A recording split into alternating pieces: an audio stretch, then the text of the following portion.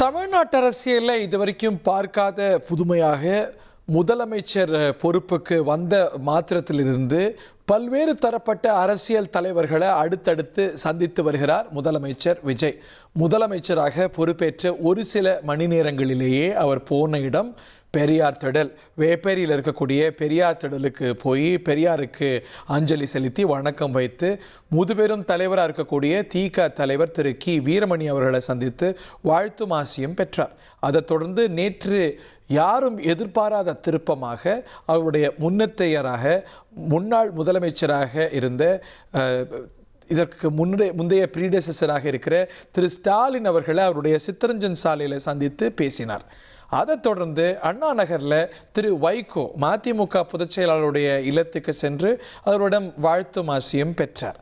அதைத் தொடர்ந்து பாட்டாளி மக்கள் கட்சியுடைய தலைவர் டாக்டர் அன்புமணி ராமதாஸ் அவர்களுடையும் அதே போல பாமக சட்டமன்ற குழு தலைவர் டாக்டர் முனைவர் சௌமியா அன்புமணி அவர்களையும் சந்தித்தார்.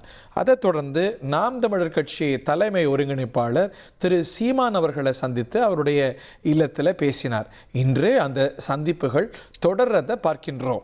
ஆஸ் வி ஸ்பீக் திரு விஜய் அவர்கள் IOML அலுவலகத்துக்கு சென்று திரு காதர் மொஹிதீன் உள்ளிட்ட திரு நவாஸ் கனி உள்ளிட்ட திரு அப்துல் ரஹ்மான் உள்ளிட்ட இந்நாள் சட்டமன்ற உறுப்பினர்கள் முன்னாள் நாடாளுமன்ற உறுப்பினர்கள் அப்படின்னு IOML-உடைய முக்கிய மூத்த நிர்வாகிகளை சந்தித்திருக்கிறார். திரு காதர் மொஹிதீன் அவர்களும் கூட இந்த சந்திப்பில் இருந்தார் அப்படின்னு அறிகின்றோம். மண்ணடியிலிருந்து கிளம்பி அவர் நேரடியாக போகக்கூடிய இடம் ராயப்பேட்டையில் தமிழ்நாடு காங்கிரஸ் கமிட்டி அலுவலகமான சத்தியமூர்த்தி பவன் அமைந்திருக்கிறது. சத்தியமூர்த்தி பவன்லேயும் இந்த சந்திப்புகளை அவர் தொடர்றார். தன்னுடைய ஆட்சி அமைக்கிறதுக்கு முதல் ஆதரவு என்பது காங்கிரஸ் கட்சியிடமிருந்து தான் வந்தது என்பது குறிப்பிடத்தக்கது.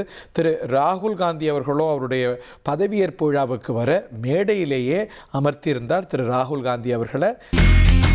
இனி செல்லும் இடமெல்லாம் செய்தி. தந்தி டிவியின் வாட்ஸ்அப் சேனலை ஃபாலோ பண்ணினா செல்ல இருக்கும் இடமெல்லாம் செய்தி. இதோ QR கோட் இப்பவே ஸ்கேன் பண்ணுங்க, ஃபாலோ பண்ணுங்க.